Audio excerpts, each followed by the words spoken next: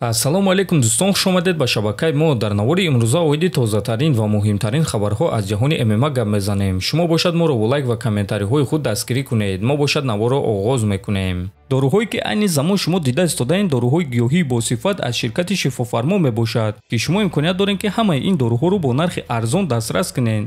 доруҳо барои хунукзадагӣ ва қавӣ кардани мардонагӣ, барои фарбе ва харобшавӣ, барои ришу мӯйсарбарорӣ, барои дарди дил, дарди мушакҳо ва ҳамчунин равғани сиёҳдона, ки пайғамбар саллаллоҳу алайҳи васаллам гуфта буд ки ба ғайр аз марг ба ҳамаи дигар дардҳо даво мебахшад. худи ҳозир ба номерҳои дар рӯи экран буда занг зада доруҳои даркории худро харидорӣ кунед ва ҳатман аз номи канали Паҳлавон гап занед. ҳамин гуна шумо ҳам доруҳои даркории худро ба даст меоред ва ҳам канали моро сахт дастгирӣ мекунед.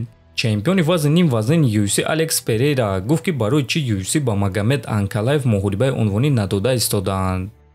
менеҷери ӯ Али Абдулазиз гуфт ки гап дар Алекс Перейра нест, Дана Уайт ин муҳорибаро ташкил кардан намехоҳад. ва баъд Али Абдулазиз гуфт ки ин шармандагӣ аст ки Анкалаев барои камарбанд намеҷангад, лекин қарорро Дана Уайт ва UFC мебароранд ку. ва ту гуфтанӣ ки онҳо шармандаанд, онҳо масхарабозанд ва ин цирк аст. онҳо бояд ки ҳамаи корро бо ташкилот ҳал кунанд. ман гунаҳгор нестам ки Анкалаев стили дилгиркунанда дорад, ки ягон кас ӯро тамошо кардан намехоҳад ва UFC низ ӯро дар муҳорибаи унвонӣ дидан намехоҳанд. ман тайёрам ки бо ӯ ҷангам, ӯ тайёр аст ки бо ман ҷангад. барои ҳамин ҳамаи кор дар дасти UFC аст. одамон оиди гӯштини ман ҳарф мезананд ва ман дар ин муҳориба имконияти хуб пайдо мекунам ки ин чизро ба ҳамаи онҳо нишон диҳам, гуфтааст Перейра. ва дӯстон бояд гуфт ки Алекс Перейраро аллакай рӯзи 6 октябр дар турнири UFC 307 муҳориба зидди Халил Раунтри интизор аст. ана Магомед Анкалаевро бошад муҳориба рӯзи 26 октябр дар турнири UFC 308 муҳориба зидди Александр Ракич интизор аст.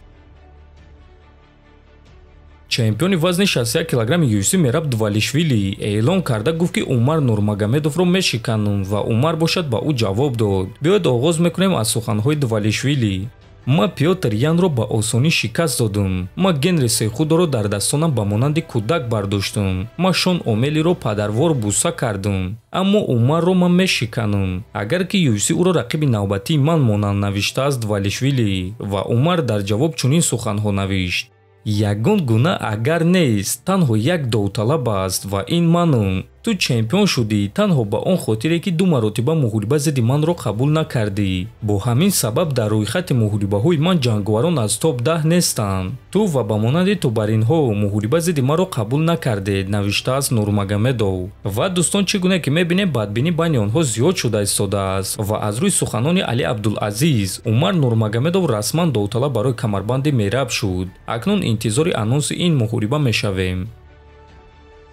дӯстон, шаби гузашта ҳамаамон дидем ки гӯштингир Ренато Майкано бо Бенуа Сэн Дени чӣ кор кард. то ин муҳориба Сэн Дени бо ягон гӯштингири сахт вохӯрдагӣ набуд ва якум рақиби гӯштингир ӯро дар чунин ҳолат гузошт. акнун дӯстон, биёед тасаввур мекунем ки агар як сол пеш UFC муҳорибаи ӯро зидди Нурулло Алиев ташкил мекарданд, пас муҳорибаи онҳо чӣ гуна мегузашт. хотиррасон мекунем ки як сол пеш UFC муҳорибаи Нурулло Алиев ва Бенуа Сэн Дениро ташкил кардан мехостанд, аммо аз сабаби моҳи Рамазон Нурулло аз UFC хоҳиш кард ки ин муҳорибаро ба дигар саҳна кӯчонанд. Сэн Дени бошад эълон карда гуфт ки Нурулло аз ӯ тарсид. ана Нурулло бошад дар ҷавоб ба ӯ гуфт ки ягон вақт барои худ рақиб интихоб кардагӣ нест ва аз муҳориба низ отказ кардагӣ нест. танҳо аз сабаби моҳи Рамазон дигар саҳна талаб кард. баъдан ташкилот ба Бенуа дигар рақиб доданд. Нурулло бошад осеб гирифт. лекин акнун дӯстон, вақте ки мо шумо муҳорибаи Бенуаро зидди гӯштингир дидем, пас хулоса бароварда метавонем ки тақрибан муҳорибаи ӯ зидди Нурулло чӣ гуна мегузашт агар ки баргузор мегардид. ба фикри шумо дӯстон, Нурулло Алиев ба монанди Ренато Майкано граунд энд паунди худро истифода бурда Бенуаро шикаст дода метавонист? ё ин ки Бенуа аввалин шахсе мешуд ки Нуруллоро шикаст медод? ҳатман фикрҳои худро дар комментария нависед, дар канали мо обуна шавед. то боздид, хонободу сарбаланд бошед.